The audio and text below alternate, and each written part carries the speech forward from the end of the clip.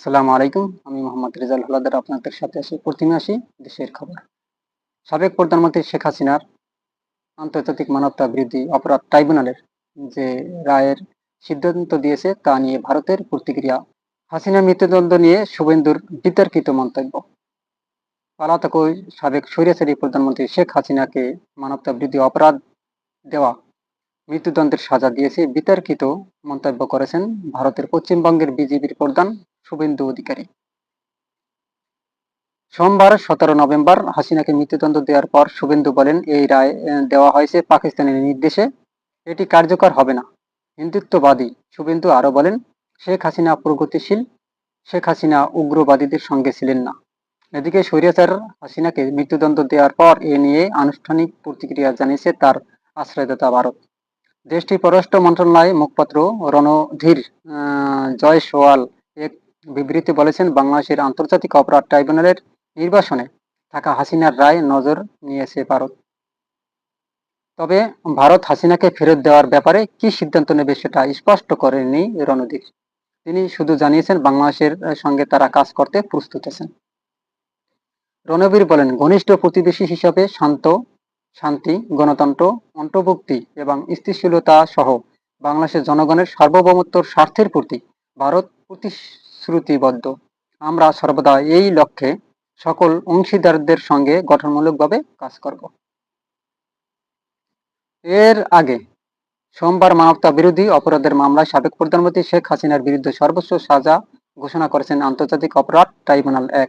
গত বছরের জুলাই আগস্টের গণ অভ্যুত্থানের সময় ছাত্র জনতার ওপর সংঘটিত মানবতা বিরোধী অপরাধের মামলায় তার এই সাজা ঘোষণা করা হয়েছে।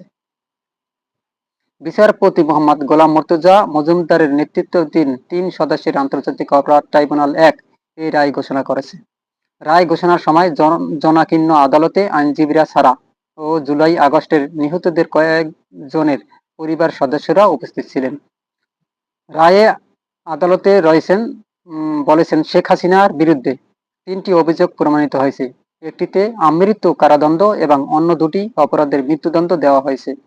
একই দিনে বাংলাদেশের পররাষ্ট্র মন্ত্রণালয় রায় ঘোষণার পর শেখ হাসিনা ও আসাদুজ্জামান খান কামালকে ভারতের কাছ থেকে ফেরত চেয়ে বিবৃতি দিয়েছেন।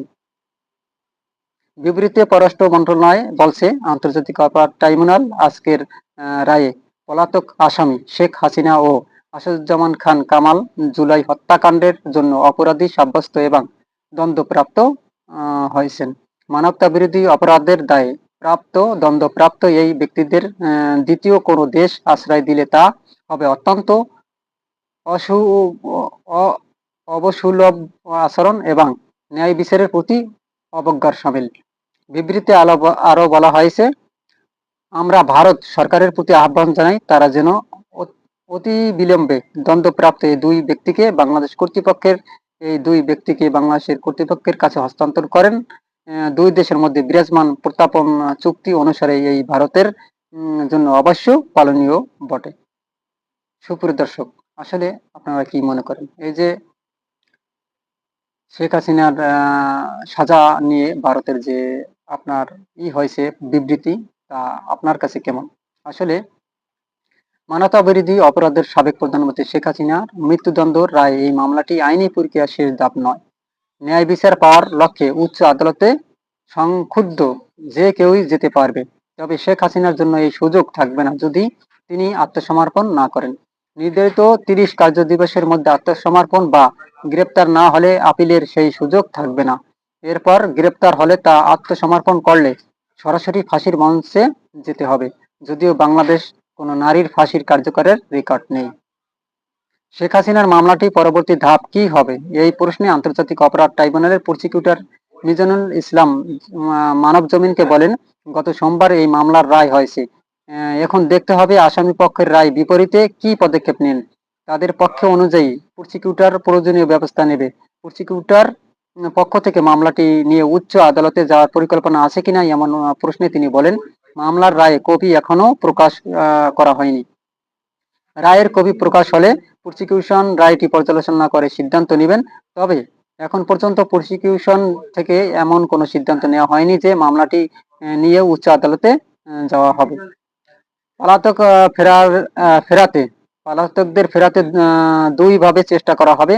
এই মামলায় ৩ আসামির মধ্যে ২ জন পলাতক রয়েছেন। প্রসিকিউটর মিজানুর রহমান বলেন, পলাতক ২ আসামির মধ্যে সাবেক প্রধানমন্ত্রী শেখ হাসিনা ভারতে রয়েছেন, এটি নিশ্চিত। তবে সাবেক স্বরাষ্ট্র মন্ত্রী আসাদুজ্জামান খান কামাল ঠিক কোন দেশে রয়েছেন এটি নিশ্চিত করে বলা যাচ্ছে না। তিনি একবার বলেন ভারতে রয়েছেন, আবার তা অস্বীকার করেন। আমরা পলাতক আসামিদের দেশে ফিরিয়ে রায় কার্যকরের জন্য দুভাবে চেষ্টা করব। প্রথমে আমরা ভারতের সঙ্গে বন্দি বিনিময় চুক্তির মাধ্যমে আসামিদের ফেরত আনার চেষ্টা করব। যদি এটি ব্যর্থ হয় করে, তাহলে আমরা ইন্টারপোল রেড নোটিশ জারির মাধ্যমে আসামিদের ফেরত আনার ব্যবস্থা করব। আসামিদের ৩০ দিনের মধ্যে আপিল, ৬০ দিনের মধ্যে নিষ্পত্তি করতে হবে। প্রসিকিউটর মিজানুর রহমান আরো বলেন, আইসিটি অনুযায়ী রায়ের ৩০ দিনের মধ্যে আপিল দায়ের করতে হবে এবং ৬০ দিনের মধ্যে নিষ্পত্তি বিধান রয়েছে। আমাদের দেশে আপিলের মেয়াদ নির্ধারিত হয় তামাদি আইন দ্বারা। এই আইনেই বলে দেওয়া আছে কোন মামলার কতদিন মধ্যে আপিল করতে হবে। তিনি বলেন, তামাদি আইনের ৫ ধারার বলা আছে নির্ধারিত সময়ে আপিল করতে না পারলে উপযুক্ত কারণ দেখিয়ে তা আদালতের আবেদন করতে হবে। তখন আদালত দেরি মওকুফ করে আপিল করার সুযোগ দিতে পারবে। কিন্তু আইসিটি আইনের মধ্যে বলা আছে ৩০ দিনের মধ্যে আবেদন করতে হবে। এই রায়ের সার্টিফাইড কপি বের হওয়ার পর আপিল করতে হবে।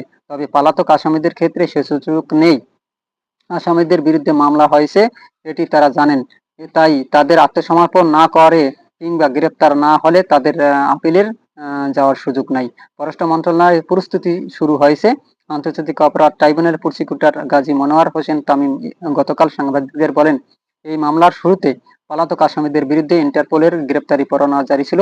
তিনি বলেন, ইন্টারপোল পূর্বে জারি হওয়া গ্রেপ্তারি পরোয়ানার বদলে কনভিকশন ওয়ারেন্ট বা সাজার পাওয়ানা মূলে তার বিরুদ্ধে আরেকটি ইন্টারপোল নোটিশ জারির জন্য আবেদন করা হবে।